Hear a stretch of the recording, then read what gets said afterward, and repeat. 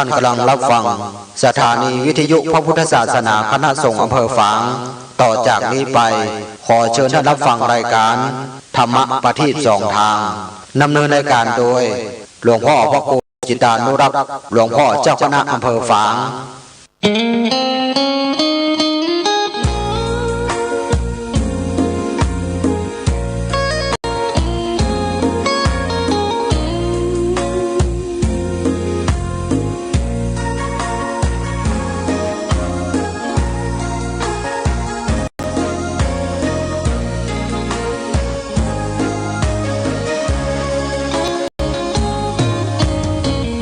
วัดวาอารามเรืองรองท้องฟ้า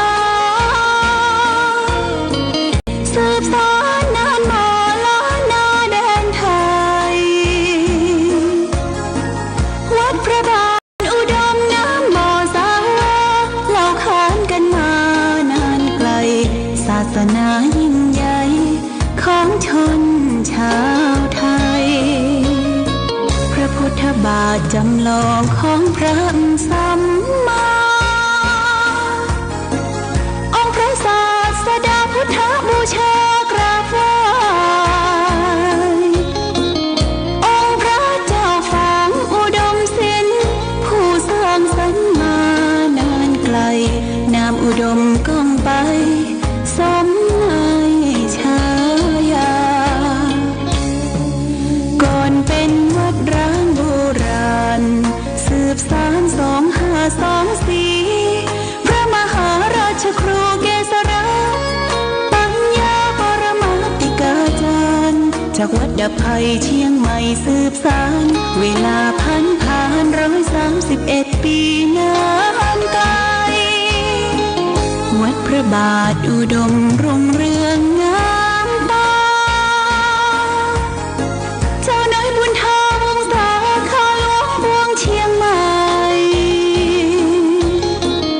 ปกครองหัวเมือง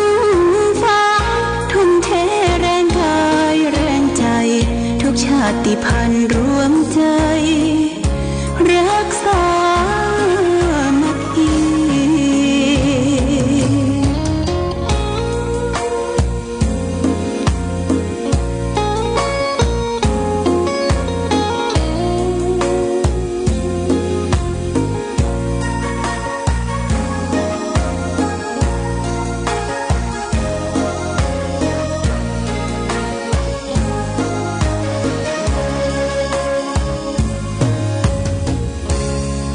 ก่อนเป็นวัดร้างโบราณสืบสาน2524พระมหาราชครูเกษราปัญญาปรมาติกาจารย์จากวัดดับภัยเชียงใหม่สืบสานเวลาผ่าน131 ปีนานไกลวัดพระบาทอุดมรุ่งเรืองงามตาเจ้าน้อยบุญธรรมสาขาหลวงบวงเชียงใหม่ปกครองหัวเมืองฟ้าทุ่มเทแรงกายแรงใจทุกชาติพันธุ์รวมใจ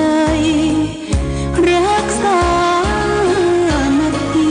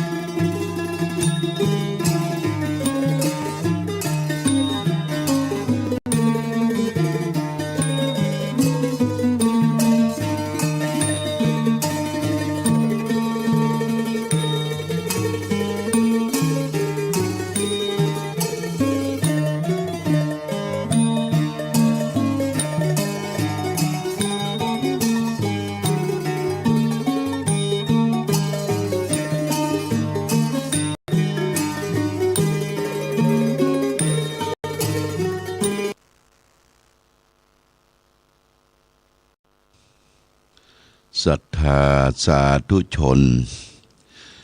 ญาติโยมท่านพุทธบริษัททั้งหลายวันนี้รายการธรรมประทีปส่องต่างก็ได้มาพบปะกับพ่อแม่พี่น้องศรัทธาสาธุชนญาติโยมแห่งครั้งหนึ่งวันนี้เป็นวันอาทิตย์อากาศท้องถิ่นในวันนี้ก็รู้สึกว่าเย็นพอสมควรอากาศเย็นอากาศหนาวย่างเข้ามาก็ทำให้เป็นหวัดเป็นอาญนะเป็นหวัดเป็นอาญเป็นไข้น้อย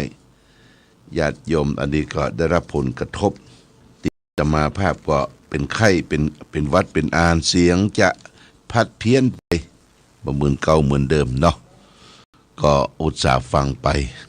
ได้มาปะมาพบศรัทธาญาติโยมท่านสาธุชนทั้งหลายวันนี้ก็ยังมีการทำบุญหรือมีการสร้างสมบุญญบารมีให้เกิดขึ้น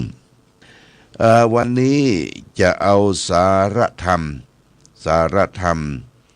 มาฝากให้แก่ศรัทธาญาติโยมท่านสาธุชนทั้งหลายเรื่องของความสุขญาติโยมนะเรื่องของความสุขกถาว่าด้วยสิ่งที่นำสุขมาให้พระพุทธเจ้าตรัสไว้ในพระไตรปิฎกคุตตกนิกายธรรมปฐกถาเล่มที่25หน้า184พระพุทธเจ้าตรัสว่าสุโขพุทธาสุขาสัทธัมมะเทศนาสุขาสังคัสสะสามัคคีสมัคคนังตาโปสุโขซึ่งแปลเป็นไทยไปใจความว่าการเสด็จอุบัติของพระพุทธเจ้าทุกพระองค์นำความสุขมาให้การแสดงธรรมของสัตบุรุษนำสุขมาให้ความพร้อมเพรียงของหมู่นำความสุขมาให้ความเพียรพยายามของหมู่พร้อมเพรียงก็นำสุขมาให้เช่นเดียวกันก็จะอะไรอธิบายคือท่านทั้งหลายได้รับทราบภาษิตบทหนึ่งบอกสุโขพุทธานำมุปปมาโทการเสด็จอุบัติขึ้นของพระพุทธเจ้าเนี่ยทุกพระองค์นะญาติโยมนะพระพุทธเจ้าที่ได้ตรัสรู้ธรรมและเป็นองค์เอกเป็นพระบรมศาสดาของเราชาวพุทธทั้งหลายก็ทำให้เราชาวพุทธทั้งหลายได้มีความสุขในการรับฟังคำสอนของพระพุทธองค์น้อมเอาหลักธรรมคำสอนพุทธองค์นั้นมาประพฤติปฏิบัติให้เมื่อเราได้รับคำสอนของพระพุทธองค์ปฏิบัติตามศีลสมาธิปัญญาก็นำความสุขมาให้เพราะฉะนั้นการอุบัติเกิดขึ้นของพระพุทธเจ้าทุกพระองค์นี่นำความสุขมาให้นี่เป็นข้อหนึ่งสุขาสัทธัมมเทศนาสุขาธรรมเทศนาการได้แสดงธรรมของสัตบุรุษนำความสุขมาให้สัตบุรุษนี่คือท่านผู้รู้นะเป็นนักปราชญ์ย่อมนำความสุขมาให้เราและท่านทั้งหลายที่เราได้สดับรับฟังสัตบุรุษมีพระพุทธเจ้าเป็นต้นเป็นประธานที่ได้แสดงธรรมได้ฟังธรรมได้ฟังสวดโยโกห้องได้รับน้ำมนต์พุทธมนต์ของพระสัมมาสัมพุทธเจ้าก็นำความสุขความปลื้มปีติยินดีนำความสุขมาให้เช่นเดียวกันสุขาสังคัสสะสามัคคีความพร้อมเพรียงของหมู่นำสุขมาให้ความพร้อมเพรียงของหมู่ของคณะจะทำอย่างเฮ็ดอย่างอยู่ร่วมกันให้มีความรักความผูกพันความสมานสามัคคีพร้อมเพรียงกันเนี่ยเป็นเหตุแห่งนำมาความสุขในญาติโยมเพราะฉะนั้นก็เริ่มต้นตั้งแต่สังคมในบ้านในเฮือนสังคมชุมชนต่างๆ มาถึงตำบลอำเภอประเทศชาติบ้านเมืองก็จะได้นำความสุขมาให้สุขาสังคัสสะสามัคคีนำความสุขมาให้นี่เป็นข้อที่สาม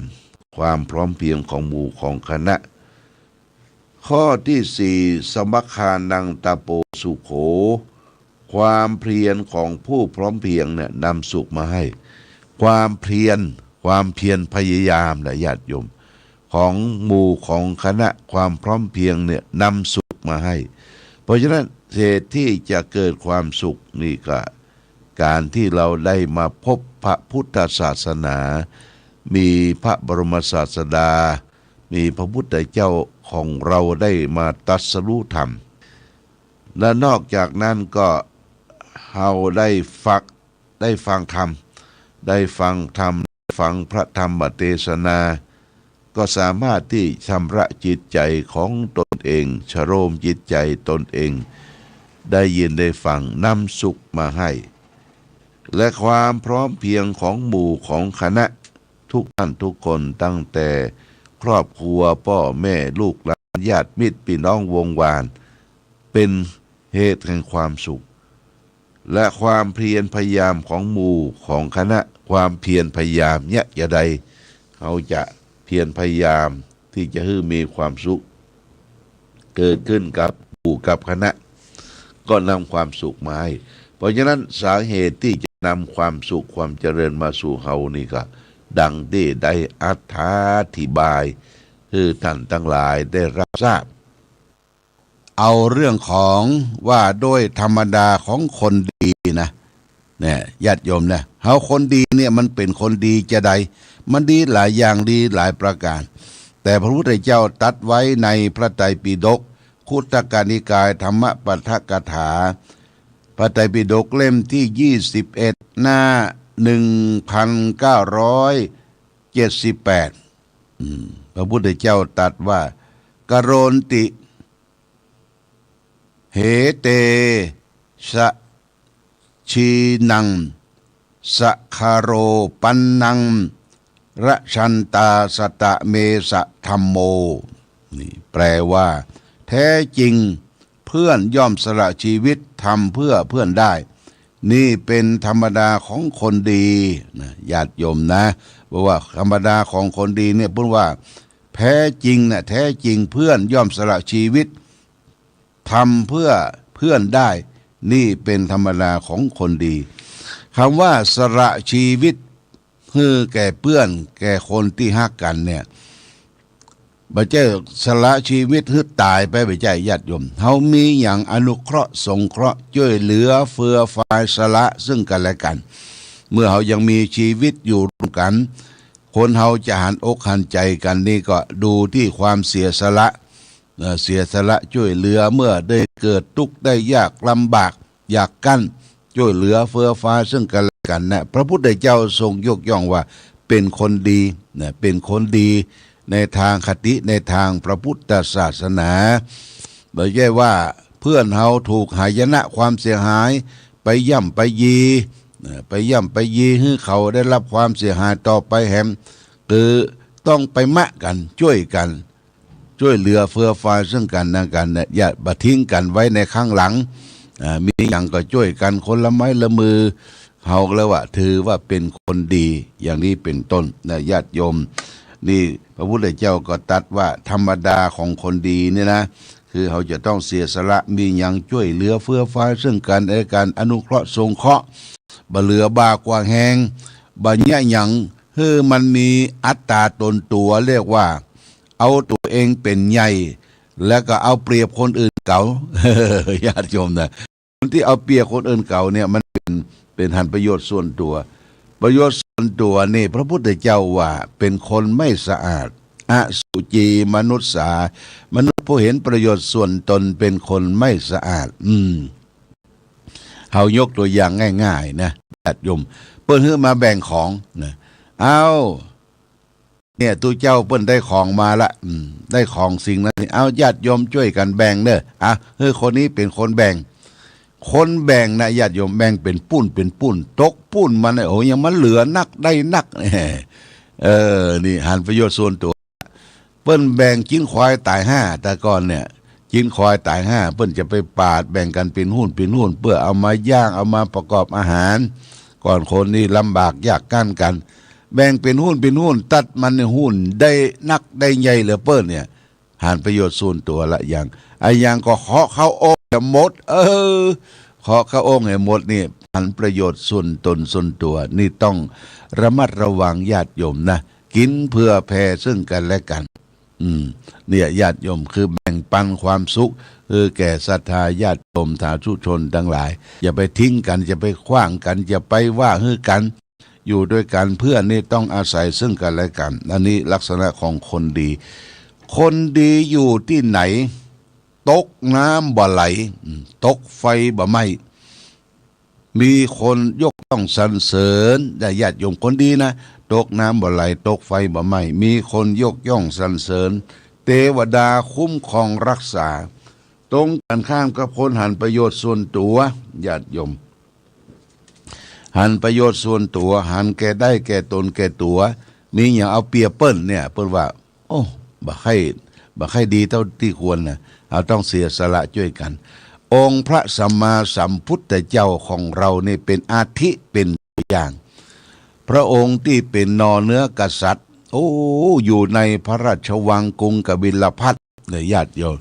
จะให้กินยังบริโภคยังมีนางสนมกำนันนี่อายุ14-15นี่เป็นปันคนมีดุริยะดนตรีจะไปที่ไหนเปิ้นหามเฉลียงไปแต่พระองค์ว่านั่นมันเป็นประโยชน์ส่วนตนพระองค์ก็ได้สละทุกสิ่งทุกอย่างออกทรงผนวดออกบวชเพื่อประโยชน์ชนหมู่มากญาติโยมนะจนได้ตรัสรู้ธรรมเป็นองค์สมเด็จพระสัมมาสัมพุทธเจ้าตรัสรู้ธรรมแทนที่จะเข้าแพะเข้าป่าเข้าถ้ำหายไปพระองค์ก็กลับมามีเมตตาธรรมเผยแผ่สัจธรรมคำสอนของพระองค์ไปทั่วทุกมุมโลกจนเวลาถึง80 พรรษาเผยแผ่ธรรม45 ปีญาติโยม80 พรรษาพระองค์ก็เสด็จดับขันธปรินิพพานญาติโยมนะเนี่ยคือทำประโยชน์ตนประโยชน์ท่านให้ถึงพร้อมอย่าไปขี้จิให้ขี้จิแหงขี้จิขี้อันนั้นอันนี้ญาติโยมของที่เกิดขึ้นมาทุกวันเนี่ยเป็นของเกิดขึ้นอย่าเป็นพักไม้ไส้เกลือผลหมากลากไม้ไปปะไปพบได้ก็มาเฉลี่ยมาเจียจานซึ่งกันและกันนี่คือเรียกว่าสร้างผลงานแห่งความดีเกิดมาทั้งทีทำดีคือได้อย่าตายทั้งทีคือได้ฝากดีไว้ทำดีไว้ให้ลูกทำถูกไว้ให้หลานทำความชื่นบานไว้กับประเทศชาติบ้านของเรานี่เป็นสิ่งที่เราจะต้องสร้างสมบุญญาบารมีของเราและท่านทั้งหลายต่อไปเอาละวันนี้รายการมะประทีปส่องต่างได้มาพบญาติโยมท่านสาธุชนขอความผาสุขความเจริญความมีธรรมจงมีแก่ศรัทธาสาธุชนญาติโยมท่านทั้งหลายรายการธรรมะประทีปส่องต่างต้องขอลาก่อนขอผู้ฟังจงตั้งมั่นจิตหันษาด้วยธรรมะขององค์พระพุทธาได้นำพาให้เกิดความสุขสงบเย็นขอเจริญพร